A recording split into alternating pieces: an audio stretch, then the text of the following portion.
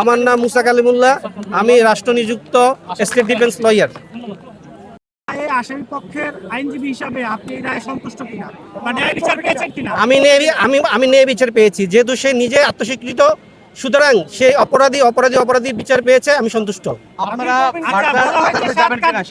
কার্য দিবসের মধ্যে আসামিরা উচ্চ আদালতে আপিল করার সুযোগ পাবে, সেক্ষেত্রে আসামিদের পক্ষে উচ্চ আদালতে যাবেন কিনা?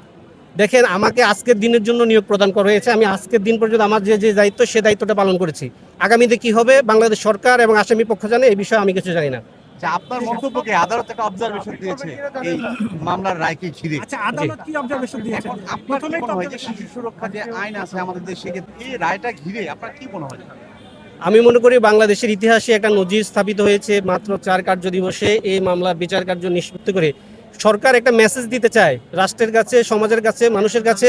সেটা হচ্ছে অপরাধী অপরাধ করে পার পাবে না, এবং এই ধরনের নৃশংস কোনো ঘটনা যেন পুনরাবৃত্তি এই দেশে না ঘটে, সেজন্য এই মামলার বিচার কি একটি নজির হয়ে থাকবে এবং সবার জন্য একটা শিক্ষণীয় অ্যাওয়ারনেস সৃষ্টি হবে।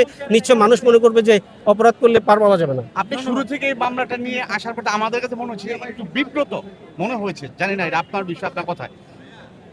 রাষ্ট্র যদি সামনে আপনাকে মামলা আবার নিয়োগ দেয়, দায়িত্ব পালন করবেন কিনা? দেখেন, আমি কিন্তু এই মামলাটিতে আসামি পক্ষে আইনজীবী হিসেবে মামলা পরিচালনা করার জন্য সরকারের যে প্রস্তাব, সেটা গ্রহণ করেছিলাম। এই কারণে আমি গ্রহণ না করলে, অথবা কেউ যেহেতু গ্রহণ করতেছে না, তাহলে আজকে 4 কার্য দিবসে এই মামলার বিচার কার্য নিষ্পত্তি হতো না। সুতরাং আমার যে দায়িত্ব ছিল, সে দায়িত্বটা আমি গ্রহণ করাতে রাষ্ট্র বিচার করতে পেরেছে অপরাধীর, এবং এই দেশের যে মানুষ সবাই এই বিচারটি দেখতে পেয়েছে।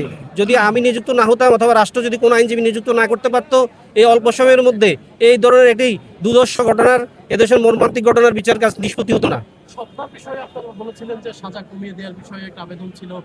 সেটা আমি বলেছিলাম, কারণ হচ্ছে যে অংশগ্রহণ করে নেই, সেজন্য আমি চেয়েছি। কিন্তু বিজ্ঞ আদালতের রায়ে যে বিজ্ঞ আদালত বলেছেন, সে এই লম্বা সময় যে অপরাধটা সংঘটিত হয়েছে, সে চাইলে এটা প্রতিবাদ করতে পারতো। যেহেতু সে প্রতিরোধ করে নাই, প্রতিবাদ করেনি, সেহেতু সেই অপরাধ কাজে নিজেকে জেনে শুনেই সহযোগিতা করেছে। বিধায় বিজ্ঞ আদালত সমাজে এটাও একটা দৃষ্টান্ত স্থাপন করতে চায় যে অপরাধের সহযোগীও অপরাধের দায় থেকে মুক্তি পাবে না।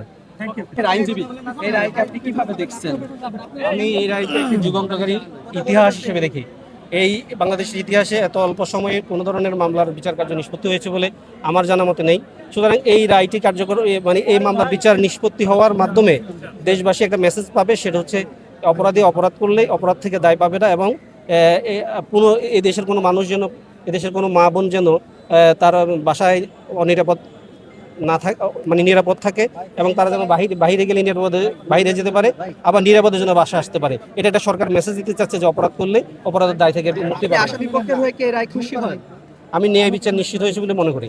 আপনি কি উচ্চ আদালতে এই মামলা নিয়ে? উচ্চ আদালতে এটা সরকার জানে, আসামি জানে। আমাকে আজকে পর্যন্ত দায়িত্ব দেওয়া হয়েছে এই মামলায়। আমি আজকে পর্যন্ত আমার যে অর্পিত দায়িত্ব সরকারের, সেটা পালন করেছি। আমার নাম মুসা কালিমুল্লাহ, আমি এই আসামির স্বপ্ন আক্তার এবং সোহেল রানার রাষ্ট্র নিযুক্ত, বাংলাদেশ সরকার কর্তৃক নিযুক্ত স্টেট ডিফেন্স লয়ার। আজকে এই মামলার বিচারের রায়ের প্রচারের জন্য দিন ধার্য ছিল। যে রায় প্রচার হয়েছে, এই রায় ন্যায় বিচার প্রতিষ্ঠা হয়েছে বলে আমি মনে করি। আপনি সন্তুষ্ট? ন্যায় বিচার প্রতিষ্ঠা হয়েছে। ন্যায় বিচার প্রতিষ্ঠা হলে তো সবাই সন্তুষ্ট। আমি সবাই এই সমাজের অংশ, সমাজের নাগরিক। আমার দায়িত্ব ছিল রাষ্ট্র কর্তৃক আদিষ্ট, যেহেতু এই আসামিদের কোনো ধরনের আত্মপক্ষ সমর্থন করার জন্য কোনো আইনজীবী ছিল না, এবং তাদের যে বিচার হচ্ছে, এই বিচারে একজন আইনজীবী থাকতেই হবে, না হলে এই মামলার বিচার কার্য শুরু করা যেত না।